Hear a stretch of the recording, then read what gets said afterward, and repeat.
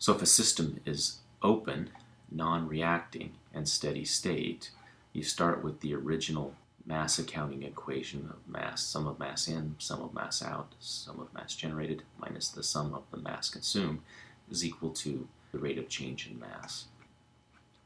This accounting equation in an open, non-reactant, steady-state system reduces to the continuity equation, which is basically the sum of the mass in minus the sum of the mass out is equal to 0. If you want to review that, go back to the assumptions and you can look at an open, non-reactive, steady-state system problem.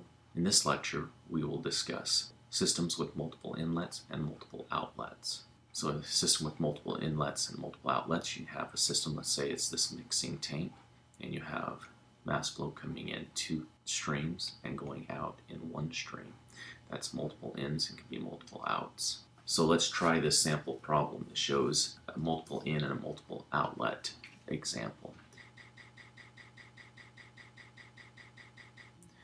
To do this problem, let's walk through the engineering problem solving method. Here on this sheet of paper on the side here, you first assemble. In assemble, you first begin by stating a find statement. So the find statement in this case, let's start with the primary find is going to be, we're looking for the mass, flow rate of air through the trachea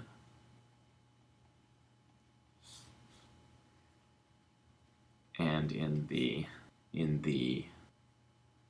2 main bronchi.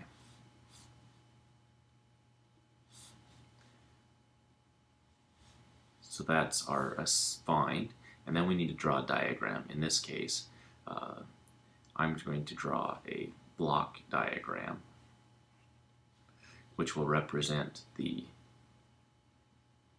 trachea bronchi junction. And in this case, then you have the trachea has this junction has the trachea that leads into it with 1 input, and then you have 2 outputs. Let's label the mass flow rate coming in M1, and we have the mass flow rate going out M2, and then the mass flow rate going out in the other bronchi is mass flow rate 3. We know the diameter here is 12 millimeters. We know the diameter here is 10 millimeters. And we know the diameter over here is 2 centimeters. This is the 2. After the first step, assemble, and we go to analyze. In analyze, we first do the assumptions. Let's assume there's a number of assumptions here. Let's first, in this case, the system is the trachea bronchi junction, and it is open. There's mass flow rate that can go in, mass flow rate can go out by bulk air movement. We also will say that it's non-reactive, so there's no generation of air or consumption of air directly in the trachea bronchi junction, and then it's also its steady state. That over time there is no accumulation of air within this junction.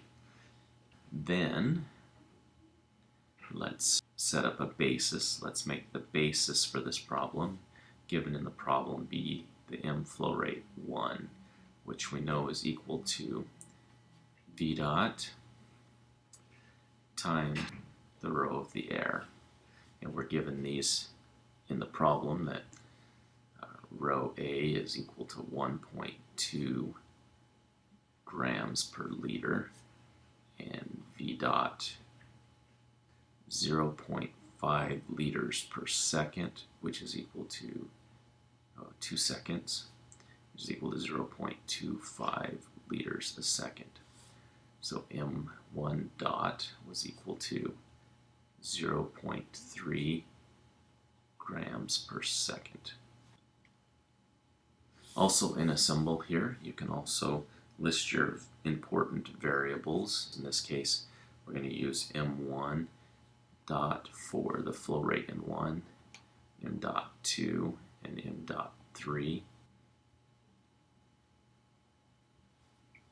for the flow in the 3 categories, in the 3 streams. This is going to be the trachea, the left bronchia, and the right bronchius. We then move on to the calculate. In this case, we start with the governing equation, which is that the sum of the mass flow rates in minus the sum of the mass flow rates out, but it's plus mass flow rate generated minus mass flow rate consumed equals dm dt.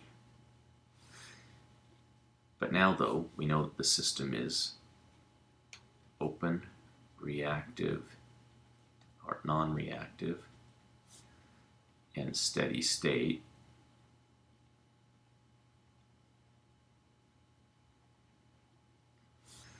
We can then simplify this to be the sum of the mass in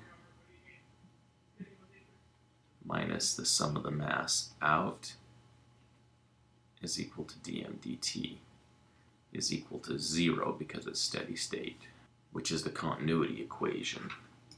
So now we can write the equations that we know that we have m1, m2, and m3 variables. We're going to need 3 equations. So let's write the equations. Given in the problem, we know that m dot 1 was equal to 0.3 grams per second. Is equation 1. Equation 2 is, we can use from the continuity equation, is that all the sum of the m in is mass 1 minus the sum of the flows out, is m2 and m3. Let's look at the problem statement as we do it, is equal to 0. And then we can come and do equation 3, which is given in the problem that the mass flow rate in 2 minus the mass flow rate in 3 are equal. M2 and M3 are equal, so M2 minus M3. We can set this up in a matrix if we get all the unknown variables on the left and all the constants on the right. Then we can set up our matrix, which is M is equal to, our matrix here in this case, the first equation. The first row is equation 1, 2, and 3 here, and then the rows for M1, M2, and M3 in our matrix. So let's put M1 and in equation 1 is 1, and there's no, and then in 2 you've got 1 minus 1 minus 1, that's 1 minus 1 and minus 1. And in the third equation we have no M1, and you get a 1 and a minus 1. And then finally we need our B, which are the constants for equation 1. That's 0.3, 0, and 0, and these are all in grams per second. Now if we do this in MathCAD, you can see here that we type in the M is 1001 minus 1 minus 101 minus 1. And the B, in this case, I put in the V dot times the row air, which is the 0.3 grams per second, and then 0 grams per second, 0 grams per second. And then we find the solution, which is if you take here x equals m minus 1 times b, we find that the m1 was 0.3 grams per second. M2, the left branch of the bronchus, is 0.15 grams per second, and these two are equal, so this is 0.15 grams per second. To find the velocity now of air in here, then we just use the equation that the velocity is equal to the mass flow rate divided by the area times rho air, which in this case you'll see over here is